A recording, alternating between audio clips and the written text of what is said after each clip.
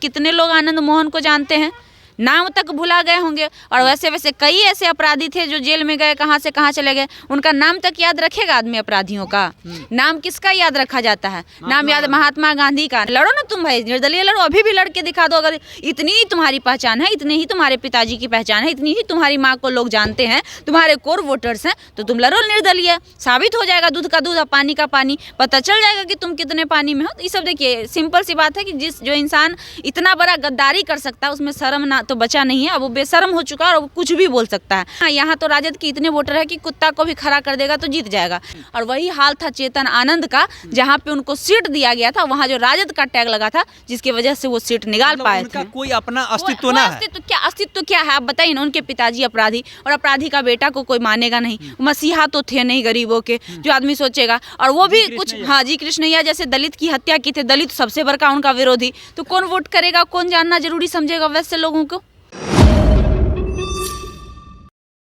आनंद मोहन के बेटा के बदौलत राजद के जो भी विधायक जीत के आए हैं, वे लोग जब तक इस्तीफा नहीं देंगे तब तक आनंद मोहन के बेटा इस्तीफा नहीं देंगे। अभी तक तो हम लोग यही सोच रहे थे कि चेतन आनंद गद्दार हैं, लेकिन अब इससे ये साफ जाहिर हो गया कि गद्दार के साथ साथ ये इंसान बेशरम भी है। अच्छा। इतने बेशरम हमने आज तक तो अपने जीवन में नहीं देखा जितना बेशरम ये इंसान है। एक तो ये गद्दारी किया राजद के साथ, उसके बावजूद भी तेजस्वी यादव का अथी देखिए, आचरण देखिए, तेजस्वी यादव का भाव देखिए कि बोले ये मेरा छोटा भाई है, हमने इसको इसके नाम पे दिया था कि युवा है, बदलाव करेगा।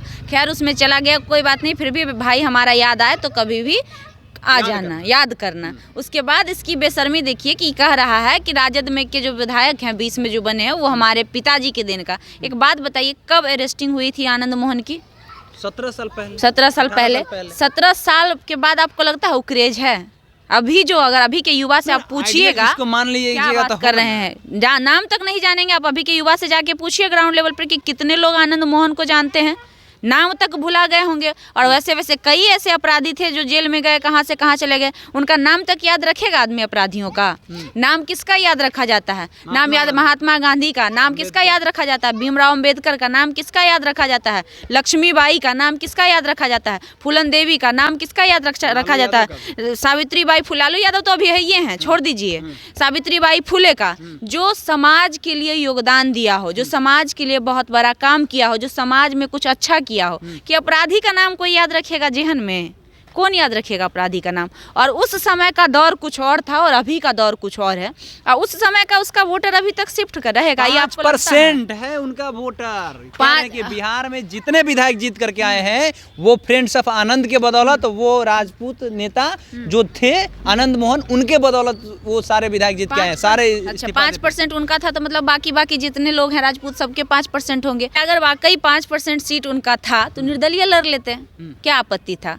अगर वो पिताजी के दम पे ला सकते थे वोट, तो फिर राजद के कदमों में गिरने की क्या आवश्यकता थी उनको? निर्दलीय लड़के दिखा देते। और अभी भी जिसके शरण में गए हैं, अभी भी तो किसी के शरण में ही गए हैं। जो इंसान ये दावा करता हो कि हमारा 6% वोटर है बिहार में, वो कहा जाएगा जेडीयू या बीजेपी में? लड़ो ना तुम भाई, निर्दलीय लड़ो, अभी भी लड़के दिखा दो। अगर इतनी ही तुम्हारी पहचान है, इतनी ही तुम्हारे पिताजी की पहचान है, इतनी ही तुम्हारी माँ को लोग जानते हैं, तुम्हारे कोर वोटर्स हैं, तो तुम लड़ो निर्दलीय। साबित हो जाएगा दूध का दूध और पानी का पानी, पता चल जाएगा कि तुम कितने पानी में हो। ये सब देखिए सिंपल सी बात है कि जो इंसान इतना बड़ा गद्दारी कर सकता है उसमें शर्म ना तो बचा नहीं है। अब वो बेशर्म हो चुका है और वो कुछ भी बोल सकता है। वो बोल रहा था कि 5% वोटर है, उसकी पत्नी हारी है ना, उसकी माँ लवली आनंद हारी है ना, जीतन मांझी के पार्टी से जो उनको मिला था सीट, काहे नहीं जीत गई थी? जब 6% वाकई आनंद मोहन के वोटर थे तो दूसरे पार्टी से जब लड़ी थी तो क्यों नहीं जीती थी? जीत जाती तब ना उनके वोटर साबित होते। निर्दलीय लड़ती तब जीत जाती, तब मानते ना, लेकिन कहाँ जीत पाई? जीती कब? जब राजद से उनको टिकट मिला। और सिंपल सी बात है, राजद से कहीं कहीं पे जाइएगा ना तो आदमी यही से बोलेगा कि अरे यहाँ तो राजद के इतने वोटर है कि कुत्ता को भी खड़ा कर देगा तो जीत जाएगा। कहीं जाइएगा तो बोलेगा अरे बीजेपी का यहाँ इतना वोटर है कि कुत्ता को भी खड़ा कर दीजिएगा बीजेपी के नाम पे तो जीत जाएगा। तो वही ये लोग बोलते हैं, ये सच्चाई है। और वही हाल था चेतन आनंद का, जहाँ पे उनको सीट दिया गया था, वहाँ जो राजद का टैग लगा था, जिसकी वजह से वो सीट निकाल पाए थे। कोई अपना अस्तित्व ना है। अस्तित्व क्या है आप बताइए ना। उनके पिताजी अपराधी और अपराधी का बेटा को कोई मानेगा नहीं। मसीहा तो थे नहीं गरीबों के, जो आदमी सोचेगा। और वो भी कुछ, हाँ जी, कृष्णैया जैसे दलित की हत्या की थे, दलित सबसे बड़का उनका विरोधी, तो कौन वोट करेगा, कौन जानना जरूरी समझेगा वैसे लोगों को? तो ये कहिए कि राजद का उदारवादी, ये कहिए कि लालू प्रसाद यादव का उनके ऊपर हाथ फेर दिए कि चलो भाई आ गए हो शरण में तो कुछ हो जाए, जिस वजह से वो जीत पाए। और ये इस वक्त बताएगा इनको, काहे घबरा रहे हैं। 24 में लोकसभा के लालच में गए हैं नहीं इंसान, लालची तो है ही, गद्दार तो है ही, बेशरम भी हो गए हैं। खैर गए हैं, अच्छी बात है। शिवहर से सुने हैं कि मिलने वाला है इनको टिकट इस बार, तो ले आए लोकसभा में, पता चल जाएगा कितना पानी है कुआं में या कितना पानी इनके पास है। तेजस्वी जी को पिला दिए, सत्ता से तब परिवर्तन हो गया। पानी तो इनको अब जनता पिलाएगी। जिस जनता को ये बेवकूफ बनाकर अब तक गद्दी पर बैठे हुए हैं और बेशर्मी की हद पार कर रहे हैं, कह रहे हैं कि हम नहीं देंगे इस्तीफा, हम नहीं देंगे इसे, पार्टी को नहीं छोड़ेंगे, तो वो जनता देख रही है। ऐसा नहीं है जनता बैठी हुई है चुपचाप, उनको कुछ नहीं खबर है, वो जनता देख रही है। और जाएंगे शिवहर में जब वोट मांगने, और जब वोट मांगेंगे तब वही जनता उनको पानी पिलाएगी। किसको पानी पिलाएंगे जी? ये जाएंगे जनता के पास कि जनता इनके पास आएगी? बताइए ना जरा। जनता ये जाएंगे ना तो पानी कौन पिलाएगा? ये पिलाएंगे कि जनता पिलाएगी? ये बताइए आप। अपना घर का पानी पिलाएगी ना। ये बेवकूफे इंसान, ठाकुर का कुआं का ना पानी होगा। ये बेवकूफे, कहाँ से ठाकुर का कुआं का पानी होगा? किस बोला ना कि ठाकुर के कुआं में बहुत पानी है, तो वो तो सब जवाब मिल ही गया ना कि कितना पानी था, कौन पानी भरा था, किसके आशीर्वाद से पानी भराया था। अब भरा हुआ है पानी, अब पता चलेगा। अभी भी तो किसी के शरण में ही गए हैं लालच से।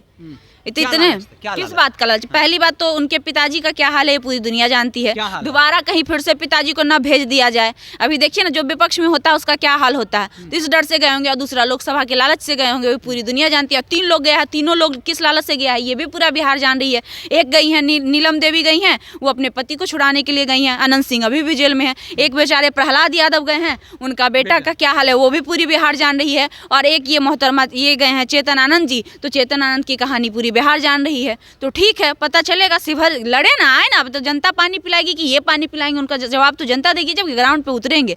और इनकी बेशर्मी की हद तो देखो कि उनको बोल रहे हैं कि मेरे बदौलत बिल्कुल दे देना चाहिए। जब आप उस पार्टी का समर्थन नहीं करते हैं तो उस पार्टी का टैग लेकर क्यों है भाई?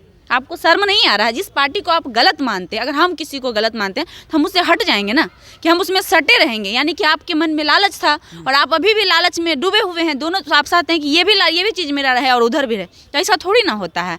और इनके कहने और ना कहने से कुछ होगा नहीं। ऑलरेडी बीप जारी कर दिया जा चुका था, और बीप जारी करने के बाद अगर कोई क्रॉस वोटिंग करता है तो उसकी सदस्यता जाती है, इसके लिए नियम है। तो इससे भी साबित हो रहा है कि महाबेवकूफो है ये इंसान। समझ में ना आता दल बदल, ये भी समझ में नहीं आता है कि दल बदल कानून किसको कहते हैं। तो ऐसे इंसान, हमको लगता है कि ऐसे इंसान के बारे में बोलना भी बेकार ही है, जो इंसान को इतनी समझ भी नहीं है राजनीति। आप सोचिए, जिसको ये नहीं पता है वो भी जीता हुआ आरजेडी से है, तो किसके वजह से जीता होगा?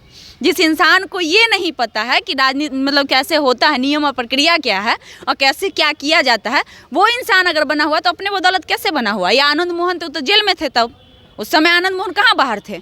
अगर वाकई आनंद मोहन का वर्चस्व तब होता है ना। अभी कैसे बोल रहा था भाजपा वाला कि लालू यादव बाहर हैं, लालू जी एक्टिव हैं, जेल में नहीं है, इस बार खेला होगा। क्यों बोल रहा था? क्योंकि लालू यादव बाहर थे।